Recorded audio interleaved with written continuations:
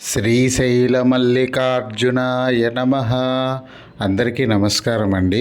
అమ్మవారితో అనుబంధం పెంచుకోవాలి అని అనుకుంటే ఒక జనక మహారాజుని ఆదర్శంగా తీసుకోవాలి, ఒక మతంగ మహర్షిని ఆదర్శంగా తీసుకోవాలి, ఒక భృగు మహర్షిని ఆదర్శంగా తీసుకోవాలి. ఇలా చెప్పుకుంటూ పోతే ఎంతోమంది ఉన్నారు.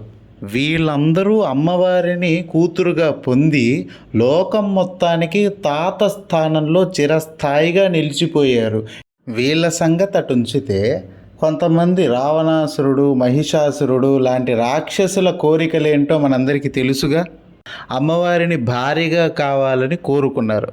ఇప్పుడు మనం వీళ్ళ నుంచి నేర్చుకోవాల్సిన విషయం ఏంటంటే, మనల్ని మనం ఒక రావణాసురుడిగా చూసుకోవాలనుకుంటున్నామా, లేదా ఒక జనక మహారాజులాగా చూసుకోవాలనుకుంటున్నామా?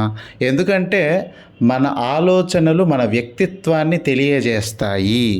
కొంతమంది గురువు స్థానంలో ఉండేవాళ్ళు అతి తెలివికి వెళ్ళి కృష్ణుణ్ణి గోపికలు భర్తగా ఊహించుకున్నప్పుడు తప్పులేండి, వాళ్ళు అమ్మవారిని భార్యగా ఉపాసించడంలో తప్పులేదు అనే ఒక నీచపు ఆలోచనని ప్రజల్లోకి తీసుకెళ్తూ ఉన్నారు. దీని పర్యవసానాలు ఎలా ఉండబోతున్నాయనేది జీవిత చరమాంకంలో వాళ్ళకే అర్థమవుతాయి.